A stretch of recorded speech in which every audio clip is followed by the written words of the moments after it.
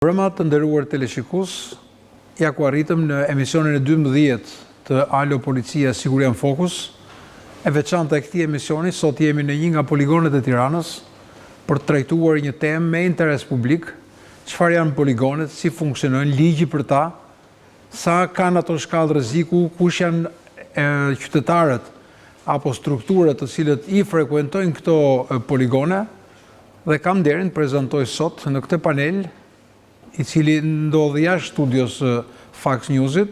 Jemi në një studio të improvizuar të një poligoni. Mbrëma Begator Mane është drejtuesi teknik i një poligoni dhe psikologja Lumturi Sinani, e cila është pjesë e panelit për të trajtuar së bashku këtë temë. Po e filloj me ju si drejtues teknik, ju vini nga një eksperiencë policore. Keni shërbyer disa vite në Policinë e Shtetit, prej vitesh keni ndërtuar një aktivitet tuaj dhe sigurisht që sot jemi në një nga këto poligone ku tema me interes publik është për të pasur një informacion. Si funksionojnë poligonet në këtë vend? Sa të rrezikshme janë, mbi çfarë bazë, kush është ligji ku ata janë ndërtuar dhe kush janë ata të cilët e frekuentojnë, cilët qytetarë? Atëherë, në 2014 ndoli ligji për armët, në të cilin ishte sankcionuar edhe mënyra e ndërtimit dhe funksionimit të poligoneve private të qitjes. Në këto poligone janë tre llojesh, ka poligone të mbyllura, poligone të hapura, edhe pjatel, që i thonë, domethënë, çdo qytetar shqiptar ose i huaj, i cili është mbi moshën 18 vjeç, ka të drejtë të vijë ta frekuentojë poligonin dhe të bëjë qitje sportive ose qitje për të mësuar se si përdoret arma. Atëherë çdo qytetar ka të drejtë të vijë të ushtrojë sportin e qitjes.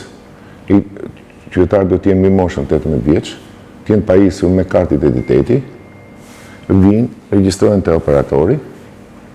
Pastaj futen në poligon, brenda në poligon drejtuesi ose instruktori i poligonit i shpjegon mënyrën se si masat e sigurisë teknike dhe mënyrën se si të zhvillojë qitje. Kush i kontrollon këto poligone? Ne licencohemi dhe certifikohemi nga Policia e Shtetit. Ne pasi ndërtojmë poligonin, vinë specialistë e Policisë së Shtetit, shikojnë masat e sigurisë ndërtimit të poligonit dhe na japin certifikatën.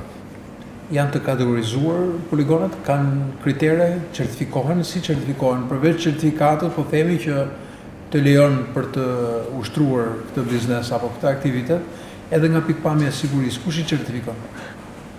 Mënyra se si ndërtohet poligoni janë paracaktuar në një vendim Këshillit të Ministrave me akt nënligjor. Pasi doli ligji 74 i 2014, dolën dhe aktet nënligjore. Vendimi i Këshillit të Ministrave përcakton qartë mënyra e ndërtimit të poligonit, masat e sigurimit teknik, mënyra se si veprohet dhe të gjitha tjerat. Ka kategori poligonesh në raport me llojet e armëve që përdoren, apo të gjithë poligonet kanë të njëjtin klasifikim? Jo, të gjithë poligonet kanë të njëjtin klasifikim. Çfarë armësh për shembull përdoren për të ushtruar qitjen në poligon? Kryesisht përdoren armë të kalibrit 9-19 mm. Armbrezi. Armbrezi. Po armë të gjata. Edhe armë të gjata, po të njëjtin kategori, po jo automatike, gjysmë automatike. Nuk lejohet në poligon çiftet dhe armët automatike. Mbi 18 vjeç ju thotë që secili ka të drejtë vijë në poligon për të bërë qitje. Ka një dokument shoqërues personi përveç kartës identitetit, për shembull nëse kanë probleme të shëndetit mendor, si mund të verifikohen? Nëse janë persona të cilët frekuentojnë apo janë përdorues të lëndëve narkotike, si mund të verifikohet? Operatorja që bën takimin e parë me personin, me qytetarin, bën edhe një farë mënyre intervistën e tij. Nga vjen, sa vjeç jeni, a keni bërë herë tjetër qitje, dhe me disa pyetje të kësaj natyre nxjerr një konkluzion nëse ky është i aftë mendërisht për të zhvilluar ose ka probleme mendore për të zhvilluar pastaj qitjen. Për sa kohë mundet ta frekuentoj, do më thonë, mund të qëndroj për një kohë të pakufizuar, mund të ketë një kohë të kufizuar, ka një kufizim kohë për një person që ta frekuentoj? Ka një kosto ekonomike? Ka një kosto ekonomike. Pajiset me një leje, apo me një karton, me një antarësi, për si funksionon? Jo. Nuk pajiset me karton ose kartona antarësie, thjesht regjistrojët dhe gjitha të dhenat e tij dhe në program. Bëhet një punë paraprake, për shembull, një person mbase nuk di ta mbushi armën, nuk di ta mbaj armën, sa rrezik është për një, po e quajmë nga 18 vjeç e sipër, rreziku që ndaj armës ose me armën të ketë mundësi të ketë probleme për sigurinë fizike rreth parë, të veten dhe të stafit personit. Shqipëria është e plot, sepse instruktimi i këtij qytetari bëhet nga specialistët përkatës ose nga instruktorët të cilët janë të certifikuar për instruktor për armët e zjarrit. Bëhet punë përgatitore, si mbushet arma, si merret vija shënimit apo Po të gjitha i shpjegohen nga instruktori. Pastaj mund të përdori armën. Ka rreziqe për shembull për incidente, a ndodhin incidente dhe si bëhen ato për të qenë të izoluara? Tash rreziku armë zjarri është, kuptohet që ka, por ne mundohemi në gjitha mënyrat dhe gjitha format që të ulim sa më pak rrezikshmërinë. Dhe në rast se ndodh një incident, ju e quajtë dhe konsideruat të vendngjarje apo jo? Absolutisht po. Dhe çfarë ndodh? Si çdo vendngjarje tjetër, lajmërohet menjëherë policia, lajmërohet ambulanca, lajmërohet policia e shtetit dhe policia e shtetit vepron tamam si një vendngjarje për të nxjerrë përgjegjësinë për incidentin që ka ndodhur. Nga ana juaj, përveç po themi anës profesionale, duke filluar nga ato që ju thatë procedura strikte, që nga regjistrimi, mënyra e vajtjes në poligon, instruktazhi paraprak, por rastet e ndihmës parë ekziston, duhet të jetë mbi bazë ligjore ndihma e parë. Kush e jep të ndihmën e parë? Përveç se ndihmës mjekut, i cili është me organik ka një në organik, edhe instruktorët dhe operatorët janë të certifikuar për dhënien e ndihmës parë mjekësore. Ju keni armët tuaja, tregtoni dhe armë, apo janë vetëm armët e poligonit? Jo, ne tregtojmë edhe armë, po domethënë qitje në poligon zhvillohen me armët tona. Janë të ndara armët që përdoren për shitje dhe armët që përdoren në poligon. Kuptohet të njëjta lloje armësh janë, por në bazë të ligjit duhet të jenë të ndara specifike, domethënë armët që do përdoren brenda në poligon dhe armët që do përdoren për shitje. Këta persona që vinë, mund të ketë persona të cilët mund të jenë shumë herë që janë frekuentues të rregullt, që vinë në mënyrë të vazhdueshme? Ka disa persona të cilët e kanë kthyer tashmë në sport dhe vinë 2-3 herë në muaj që zhvillojnë aktivitet sportiv. Sa mundësi ka që personat veçantë, pavarësisht se nuk është ai detyrimi ligjor i juaj, mund të përdoren në poligonin tërësi private, që mund të stërviten për qëllime të grupeve kriminale? Po zhvillimi i qitjes nga këta persona, nga çdo qytetar, bëhet në statik. Pra, qitja bëhet statik dhe në kontrollin e instruktorit. Pra, nuk bëhet qitje taktike, bëna në poligon, për mënyrën e veprimit të kështu. Bëhet, janë rregulla qitje statike dhe janë rregulla standarde për zhvillimin e një qitje. Përveç poligonit për qitjen, a ka tek ju apo në tërësi në Shqipëri shkolla të veçanta që bëjnë përgatitje për qitje në mënyrë të tillë që të jenë më profesionist, mund të shërbej për armët sportive, mund të shërbej për armët e zjarrit, por mund t'i duhet personave të cilët vlen edhe për trajnimin e personave të policisë private ose shërbimet e ruajtjes fizike. Sa poligoni vlen për këtë lloj përgatitje? Atëherë, ne përveç veprimtarisë së poligonit të qitjes, kemi edhe veprimtari tjetër që është veprimtaria e trajnimit dhe pajisjes me dëshmi për njohjen teorike dhe praktike mbi armët e zjarrit. Pra personat vinë, trajnohen, pajisen me një dëshmi për njohuri për përdorimin e armëve të zjarrit. Sa kohë zgjat kjo? Ky trajnim zgjat 5 ditor, është 5 ditë dhe personat marrin një trajnim të bollshëm ose të plotë për mënyrën e sigurisë, e zhvillimit të qitjes, për mënyrën se si të përdorin armët e zjarrit dhe për mënyrën e ruajtjes dhe mënyrën se si duhet veprojnë me armët e zjarrit. Këtu ka 3 ose 2 kategori fillestare. Qytetarët të zakonshëm që mjafton të kenë kriterin e moshës, që vinë për të ushtruar këtë pasion për armët dhe për qitjen, personat që janë të shërbimet të sigurisë private, po nga strukturat të tjera, flasim Policia e Shtetit, ushtria, a përdoret poligoni, a ka të frekuentim të tyre? Ka vinë edhe personat të cilët janë aktualisht janë aktiv në organet e rendit ose në ushtri, të cilët për qef vinë mund të zhvillojnë me armët e tyre qitje, duke regjistruar paraprakisht armën e tyre, pastaj futen brenda që bëjnë qitje me armët e tyre. Pra, çdo person që është me armën e tij, bëhet regjistrimi i armës. Ka një regjistër të veçantë për regjistrimin e armës. Dhe po themi kushtet e ruajtjes së pjesës private. Konfidencialiteti?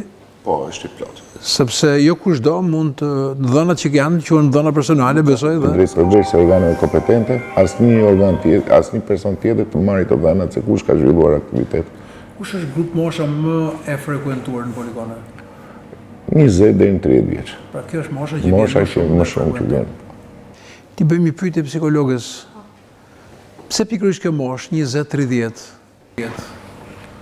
Atëherë, është pikërisht kjo moshë sepse në qoftë se një person do vi ta frekuentojë më herët poligonin, atëherë na lind pyetja, është ky person akoma është nga ana emocionale i pjekur, sepse nga ana fizike nuk ka një kriter, për shembull gjatësia ose pesha. Pra, nuk ka një kriter që duhet të jesh kaq i gjatë që të bësh qitje.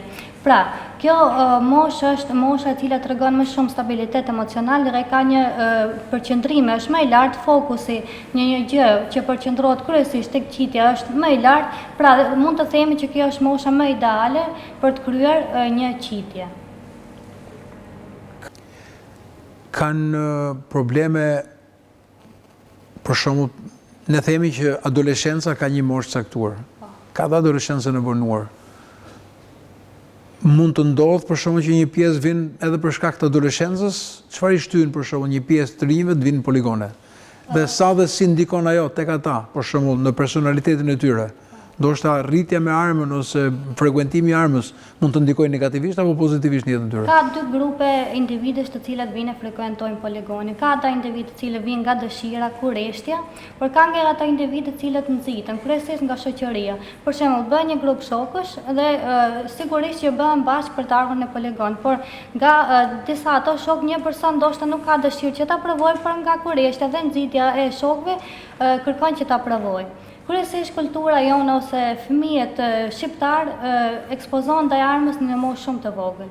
Duke filluar që nga mosha 2-3 vjeç, jemi ne vetë ata që i blejmë dhurata fëmijëve një armë ose pistolet si i quajnë ata. Por kryesisht ky është mesazhi i gabuar që ne i japim kundrejt edukimit që duhet të ketë një fëmijë kundrejt armës apo respekti që ne tregojmë kundrejt armës. Pra, ndikimi që mund të ketë arma tek fëmijët ka edhe ndikim pozitiv dhe negativ. Kryesisht ka studime të cilën mbështesin që të parit një armë vetëm duke e parë mund të sjellë agresivitet. Kryesisht edhe ata individë të cilët janë të zemëruar para se bëjnë qitje. Qytetarët të ndryshëm nuk e kanë informacionin e duhur për poligonet. E kanë dëgjuar fjalën poligon dhe madje shpeshherë kur kemi thënë që shikoni ne do bëjmë një emision të veçantë për poligonet, gjithë thonë po pse lejohet, nuk lejohet, janë shumë duke filluar edhe nga vetë gazetarët. Kështu që ky emision ka rëndësi shumë edhe për këtë informacion për interesin publik, por edhe për të qetësuar gjithë ata persona që të mendojnë që poligoni është një ambient ku përveç formimit normalisht për çdo person për ta njohur armën e zjarrit, sot po kërkohet që shumë vende në kuadrin e ndryshimeve dhe të konflikteve rajonale apo konflikteve globale, po përgatiten që të rikthejnë shërbimin e detyrueshëm ushtarak. Kështu që nga një anë është pozitive që qytetarët ndryshëm të kenë një informacion për armën e zjarrit, të dinë ata ti përdorin dhe të kuptojnë dhe masat e mbrojtjes, sepse duke mos e njohur frikën dhe duke njohur rregullat, janë gjendje që në rast se do kemi një situatë lufte apo konfliktesh, patjetër që kjo lloj vlen edhe kulturës përgjithshme të formimit qytetarëve në mbajtjen, përdorimin e armëve të zjarrit, të të cilët janë me leje, ushtrohen mbi bazën e ligji dhe patjetër i vlen, po themi, edhe kulturës së përgjithshme të formimit tyre. Në dijenin tuaj, çfarë ndryshimesh apo sa përqasen poligonet në Shqipëri në raport me poligonet që janë në vendet e Bashkimit Evropian? Shqipëria nuk do jetë larg dita kur do të jemi dhe do të aderojmë në Bashkimin Evropian, dhe sa dhe ne jemi të përgatitur qoftë edhe me legjislacionin dhe për poligonet. Të që kur u kriju, ku që doli ligji për poligonet, për armët, dhe brenda këtij ligji ishte implementuar edhe pjesa e licensimeve ose pjesa e ndërtimeve të poligonet ose lejimit të poligoneve të qitjes private, poligoneve të mbyllura. Gjithë legjislacioni është mbështetur mbi legjislacionin evropian. Standardet e një poligoni ose poligonit ton janë të gjitha e marrë nga legjislacionet e vendeve të Bashkimit Evropian për masat, siguria, aspirimi, ndriçimi, zhurma, të gjitha janë bërë sipas standardeve të Bashkimit Evropian. Dhe ky legjislacion mund të ketë mundësinë e përmirësimit, dhe sa ju, nga eksperienca juaj, mund të jeni ke grupi i interesit që mund të jepni, po themi, konsulta apo mund të jepni sugjerimet tuaja, sepse është një eksperiencë gjatë. Sa keni ju që e keni hapur poligonin? Ne kemi hapur në vitin 2015. Pra, ka është një eksperiencë ka një eksperiencë mbi 10 vjet që është hapur poligoni. Gjithmonë ka dalë probleme, kanë dalë dhe janë bërë ndryshime në legjislacion. Për shembull, një problem që na lindte atëherë ishte persona të cilët ishin pajisur me armë zjarri, por me akte nënligjore nuk ishte përcaktuar mënyra se si do vepronin këta persona për të ardhur për të bërë qitje. Kjo është rregulluar me një udhëzim ministrit ku përcaktohet mënyra e veprimit ose mënyra se si rrugës që duhet të ndjekin personat të cilët janë pajisur me armë zjarri për në vendbanim, se si duhet kërkojnë leje në organet kompetente, mënyra se si duhet të vinë me gjithë armën në poligon, bërja e qitjes, pastrimi i armës, marrja e armës dhe largimi për në banesë. Adoptimi i ligjeve të Bashkimit Evropian, axhornimi me ligjin dhe në veçanti të personave të cilët vërtet ligji mund t'i favorizojë dhe mund t'i lejojë me pajisin me armë, por trajnimet e vazhdueshme janë të nevojshme, sepse në jo pak raste persona të cilët qofshin dhe ata që punojnë në Gardën e Republikës apo në Policinë e Shtetit kanë pasur incidente dhe madje edhe kanë humbur jetën nga mos përdorimi dhe mos respektimi i rregullave të sigurimit teknik. Sa shumë e rëndësishme që nga pastrimi i armës, që nga mbushja e armës, që nga heqja e asaj, sepse edhe arma ka rregullat e veta si në mbajtje ashtu dhe në përdorim. Dikur ka qenë një ligj që favorizonte dhe një kategori e caktuar personash pajisësh me armë. Flasim këtu prokurorët, hetuesit, gjyqtarët. Dhe këto kanë qenë pjesë e frekuentimit të poligoneve, dhe nëse ky ligj do të rikthehet për shkak të vrasjes një gjyqtari dhe mund kërkohet pajisje me armë përsëri e gjyqtarëve, a janë këto poligone të afta t'i përgatisin ata, sepse gjyqtari nuk do të thotë se je oficer policie. Nuk do të thotë se je profesionist dhe ti të përdoresh armën. Arma në brez duhet të jetë një armë që rreziku nuk është arma, po janë rregullat e sigurimit teknik dhe mosbatimi rregullave që paraqisin rrezikun. Atëherë, deri në vitin 2014, arma jepeshe në bazë të funksionit ose të detyrës. Kryesisht pajiseshin me armë brezi, biznesmen, gjyqtar, jurist, si mund të them, të cilët kishin një veprimtari të tillë, veprimtarinë e tyre nga veprimtaria e tyre rrezikohej edhe jeta. Pas vitit 2014, çdo qytetar shqiptar mbi moshën 25 vjeç, i aftë fizikisht dhe mendërisht,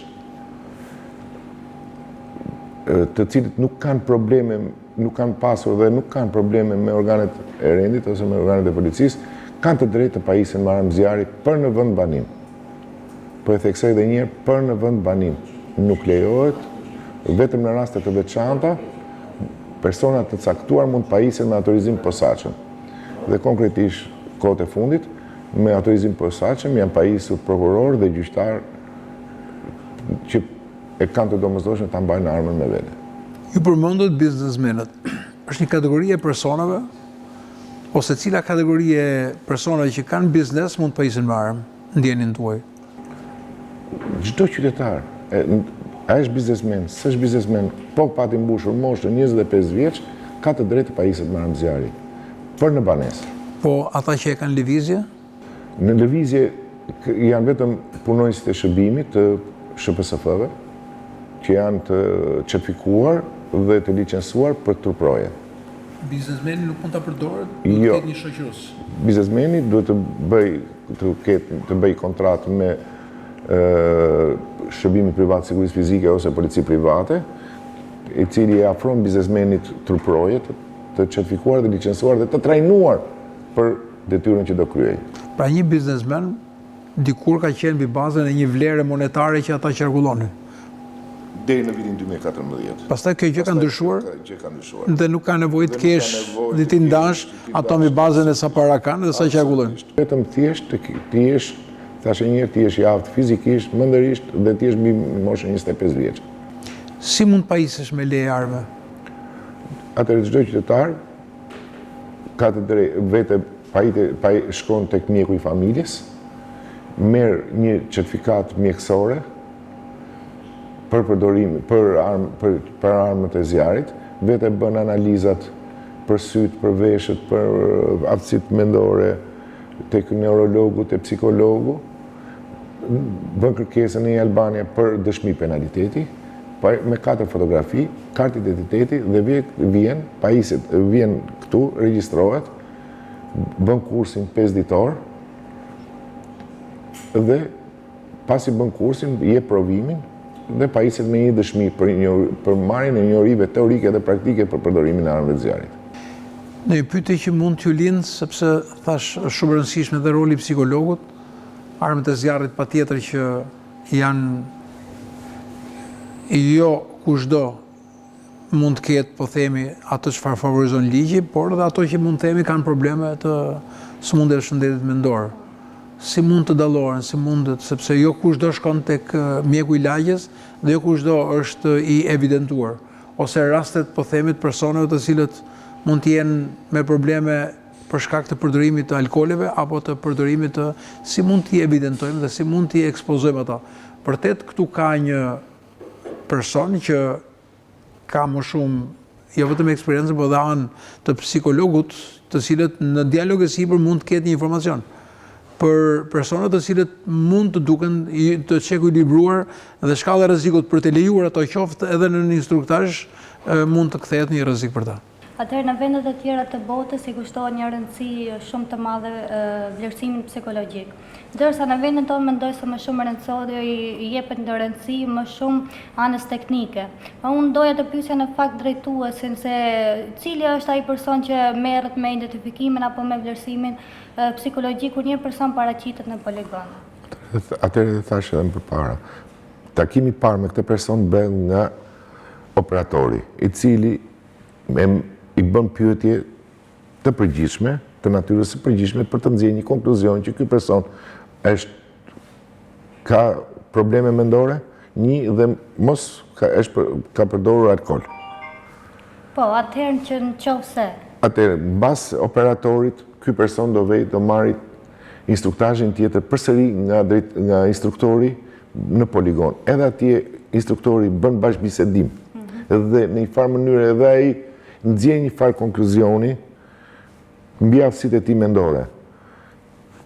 Pra duke parë në 2 pozicione, nga 2 shkallë të ndryshme, në një farë mënyrë nxirret një konkluzion nëse ky është i aftë mendërisht apo jo.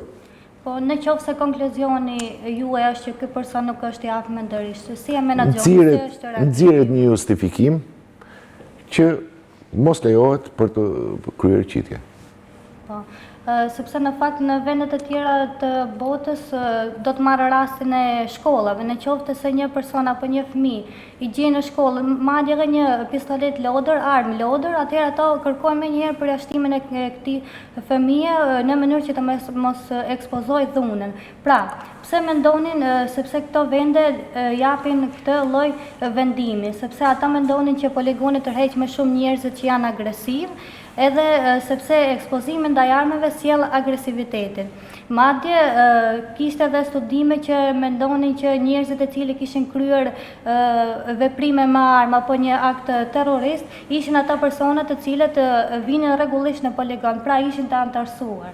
Jo, nuk do isha, nuk jam me mendim me këtë mendimin tuaj, sepse unë po të them diçka që ne kemi që në vitin 2015 që tregtojmë armë zjarri, pra pajisim, shesim armë zjarri. Dhe nga viti 2015 deri më sot nuk ka pasur ngjarje ose mund të kenë qenë minimale fare ngjarje nga persona të cilët kanë qenë të trajnuar dhe të pajisur me armë me leje. Pra, sa më shumë të merren armët me leje, aq më pak ulet si mund të them unë, veprimtaria keqbërëse këtyre persona me armë zjarri. Shiko, jemi në momentin para se të kalojmë në spotin publicitar, një pyetje të fundit, pastaj do të kalojmë ke pjesa praktike se si funksionojnë poligonët, rastet e kontrollit për armët. Nga eksperjenca juaj, a mendoni se duhet të ketë programe edukimi për qytetarët lidhur me përdorimin e armëve? Tashti programe edukimi për qytetarët. Unë nuk mund të them që mbas moshës 18 vjeç, e mira është që qytetarët të njihen, sidomos me situatën që është sot, të njihen me armët e zjarrit, të praktikojnë me armët e zjarrit, të vinë të bëjnë qitje, të dinë se arma e zjarrit është një armë që ka rrezikshmërinë e saj, mënyra se si duhet të mbahet një armë zjarri, mënyra se si duhet të ruhet, mënyra se si veprohet. E mira është që qytetarët e njihen në shkallë më të gjerë. Prandaj dhe janë hapur disa poligone në qytetin e Tiranës. Shiko, unë i takoj atij Brezi para viteve 90, ashtu si dhe ju, patjetër që në atë kohë vërtet janë dy sisteme të ndryshme, por edukimi ka qenë, po themi, ajo që quhesh ora ushtarake, ora edukimit, e cila i mësonte, flasim që nga gjimnazi, fillonte përgatitje për të njohur armët e zjarrit, pistoletën, automatikun, realizoshin qitje e tjerë, dhe kë kishte një lloj njohurie më shumë. Dikur ishin dhe zboret, përgatitja e atij Brezi, e cila i vlente atij filozofisë, atij sistemi ku quhej populli ushtar. Tani nuk mund të themi më populli ushtar, por prap u kthye ky sistem në një drejtim që shumë vende, sidomos vendet nordike, kanë filluar përgatitjen për të përgatitur popullsinë për një luftë të mundshme. Çdo të thotë për një luftë të mundshme, do të thotë ata i përgatisin për të mësuar arma, zmërthimi, masat e sigurisë, mënyra për të realizuar një qitje. Ndoshta poligonet nëpërmjet këtij programi apo nëpërmjet programeve që mund të ishin nga qeveria shqiptare, sigurisht mund të çonte për të dhënë një edukim më shumë për armët e zjarrit, për përdorimin e tyre, sepse nuk i dihet. Situatat mund të vinë dhe mund të agravojnë, po shkohet Serbia ka filluar, Shqipëria mund të shkojë drejt një po themi detyrimi ushtarak, shërbimi ushtarak i detyruar për një afat 35 ditë apo 60 ditë, nuk e di se si, por po shkohet drejt kësaj përgatitje të popullsisë për njohjen e armëve dhe përdorimin e armëve të zjarrit. Ne jemi të hapur për çdo lloj bashkëpunimi që do na kërkohen nga organet shtetërore. Në rast se do futen këto mënyra për trajnimet, ne jemi të hapur që edhe për bashkëpunuar për këtë rast. Atëherë në një spot publicitar dhe rikthehemi pas pak në pjesën e dytë të emisionit Alo Policia.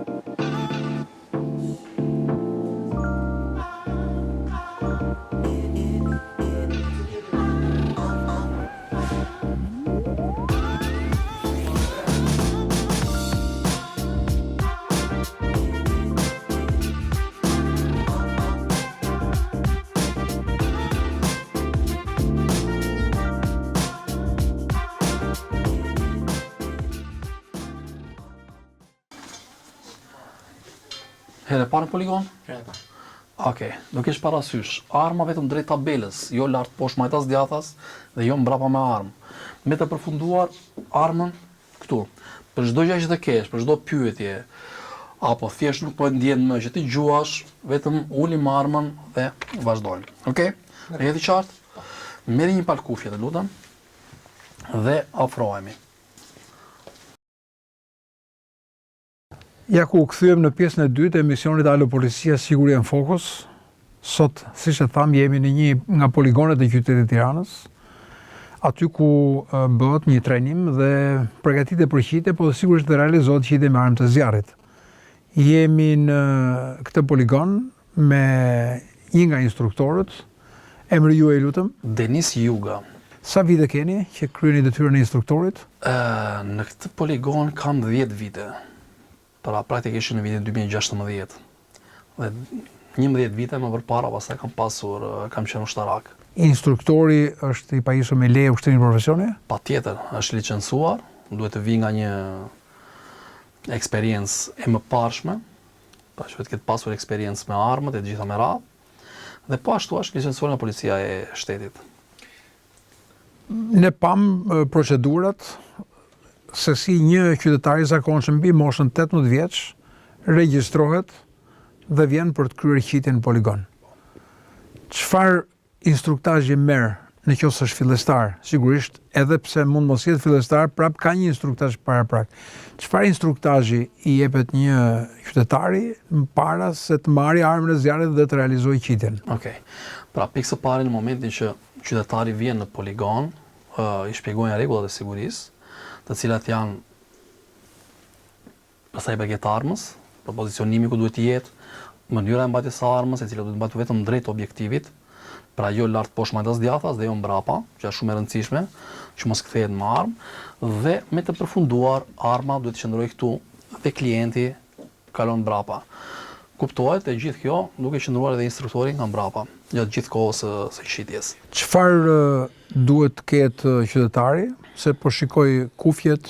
Po, kufjet edhe syzet. Syzet mbrojtëse. Syzet përse vlen?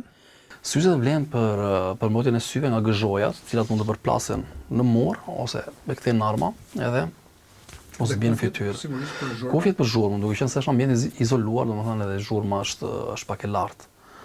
Dhe si fillon instruktazhi? Çfarë i jep kryesisht atë? Okej, mbasi kemi bërë prezantimin e rregullave të sigurisë, pra për armën, se si do mbahet, klienti vjen edhe ne i ofrojmë mundësinë për të zgjedhur një armë nëse klienti nuk ka armë personale, pra me armë personale siç edhe e tham më lart, mund të jetë një efektiv policie, i Gardës së Republikës, ushtarak, një truproj, e kupton, por të gjithë këto kanë dokumentin shoqërues.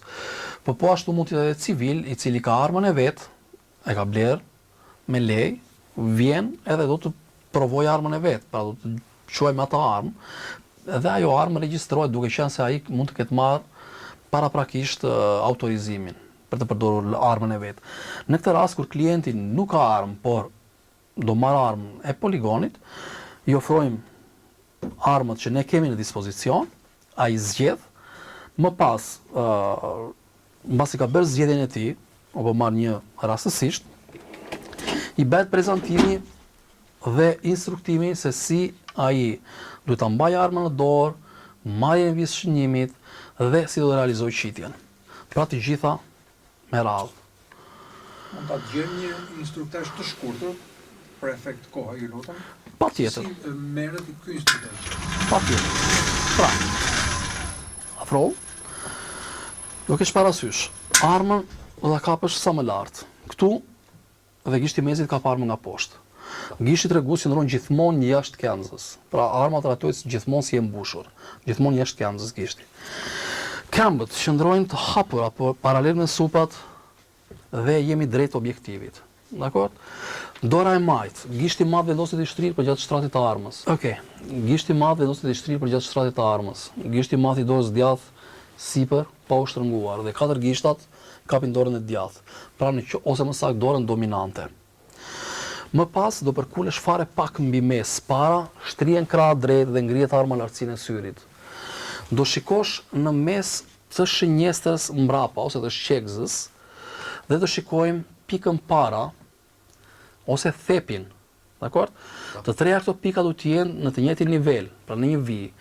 E gjithë kjo shkon në mes të keqkuqja të tabela dhe kur ti je gati, do realizosh një frymarrje të plot, do nxjerrësh frymën, do ndalosh dhe me mesin e mollzës do tërheqësh këmbën gradualisht derisa arma të realizohet të shtemën. E ke të qartë? Okej. E bëj një provosh. Kape armën. Okej. Prit. Vendosim duart. Pra të dy këta gishta qëndrojnë gjitur me armën dhe nuk shkëputen. Ky gjithmonë jashtë deri në momentin që je gati për të gjuajtur. Okej, krahët drejt, lutem. Tham shënjestrën para, e shikojmë këtu në mes, të gjithë në mes tek e kuqja dhe kur ti je gati, pasi bën frymarrjen, tërheq këmbën. Provoje. Perfekt. Ule armën. Shumë mirë.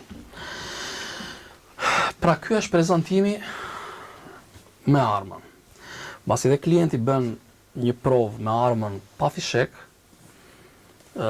shikohet nga instruktori çdo gjë që është gati dhe më pas i kërkohet se sa fishek do t'i gjuaj dhe vazhdojmë me mbushjen e krerit dhe me qitjen praktike. Çfarë lloj armësh janë? Ne kemi armë brezi dhe atë armën e gjatë aty. Janë të gjitha gjysmë automatike, pasi automatike nuk lejohen. Lejoni një moment, lutem.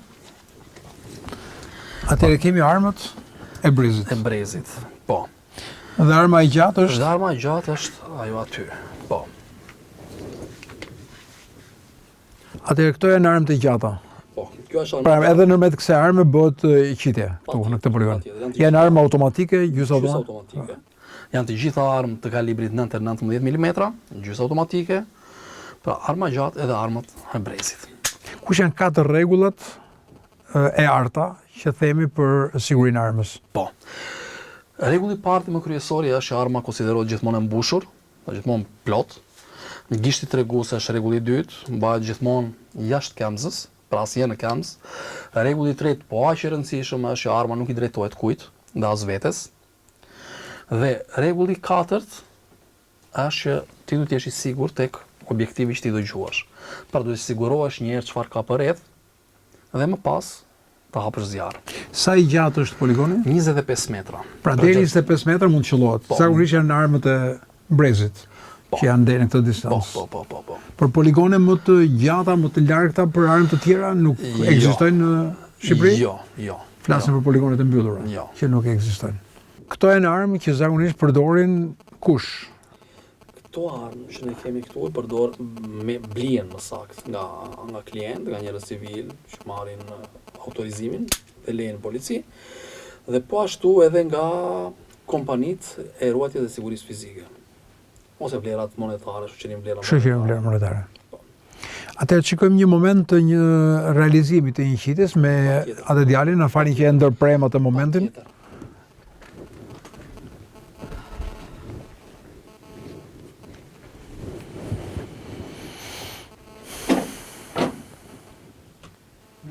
Vendosim nga një palë kufje të gjithë.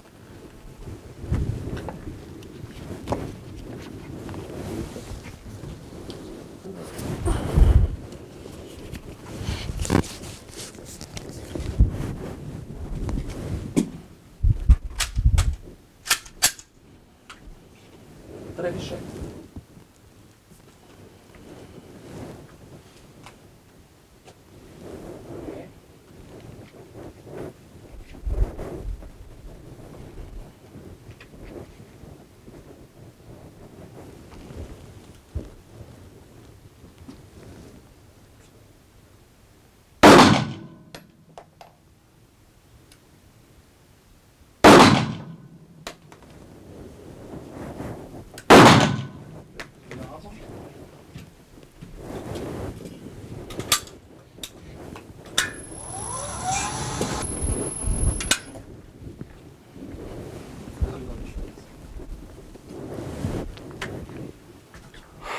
Pam një moment të qitjes dhe sapo ofrua dhe tabela për të parë edhe shinjestrën e tij. Po. Dhe veprimet e sigurisë që ndodhin në momentin e realizimit të qitjes. Çfarë veprimesh bëhen? Pra, mbaroi qitja? Mbaroi qitja, ulet arma nga klienti kalon mbrapa, armën e merr instruktori, heq krerin i cili është bosh, bën kalimin e djepit para, bën shkrepjen boshë në drejtim të objektivit dhe më pas bën afrimin e tabelës. Sa mundësi për incidente ka dhe kur ndodh incidente, sepse unë pash prezencën tuaj, instruktazhin, momentin e tërheqjes së personit dhe kontrollin e armës dhe vendosjen e saj sigurisë, ndarjen e kryerit nga pistoleta. Po kur mund ndodhin incidentet? Incidentet në poligonet private, pra duke qenë se edhe njerëzit janë të trajnuar, certifikuar, teorikisht ndodhin, por që praktikisht janë shumë të rrallë. Kjo për shkak të rregullave që ju thuhet dhe të kontrollit që ushtron instruktori ndaj klientit. Unë shkoj 3 pozicione qitësësh. Po, nuk lejohet që një klient, nëse djali do ishte i shoqëruar, nuk do mund t'i gjuanin ty njëkohësisht, sepse çdo person që gjuan duhet të ketë instruktori nga mbrapa. Pra, nëse do kemi 3 persona, duhet të kemi 3 instruktor apo do të jetë një nga një? Jo, patjetër 3 instruktor. Pra nëse do gjuajnë 3 veta njëkohësisht, Duhet 3 të kenë klientë 3 njëkohësisht instruktor. duhet të jenë 3 instruktor. Pra çdo person duhet të ketë instruktorin mbrapa. Nuk lejohet që të gjuajë pa instruktor. Dhe kryesisht moshat që kanë më shumë nevojë për prezencë apo të gjitha moshat kanë të njëjtën kujdes? Instruktori do të rregullat e sigurisë dhe instruktori mbrapa klientit, pra që e mban në mbikëqyrje gjatë gjithë kohës, kjo është e panegociueshme. Çfarë ndodh me gëzhojat? Gëzhojat mblidhen edhe çojmë skrap. Bëhet numërimi i gëzhojeve, si bëhet? Sepse është evidentimi i Jo, nuk merret fare kjo pjesë. s'ka, sepse janë armët. Po kur është personi që ka armën e tij, çfarë ndodh me gëzhojat? Vetëm municionin e poligonit. Nuk mund të përdori municionin e tij? Jo. Atëherë kjo është shumë e rëndësishme. Kjo është e rëndësishme. Dhe poligoni, që tjetër e rëndësishme, është i poligonit nuk shesin fishek pa autorizim nga policia. Pra, nuk mund të vi një klient dhe të thotë shiko, unë do të ble, X numër. Ku i blen ato municionin? Fishekët merren bashkë me armën kur blihet arma. Dhe ato fishek ai ka në autorizim, të cilat i mban në banesë. Nuk merren fishek. I pyetje për kuriozitet, Po. fishekët janë prodhim vendas apo i huaj? Janë të huaj. Ka dhe prodhimi të vendas? Jo, nuk kemi prodhim vendas. Ju si poligon, se kam dëgjuar në poligone të tjera ka dhe prodhimi të vendas. Apo s'prodhen jo. bë. Në djenin time jo.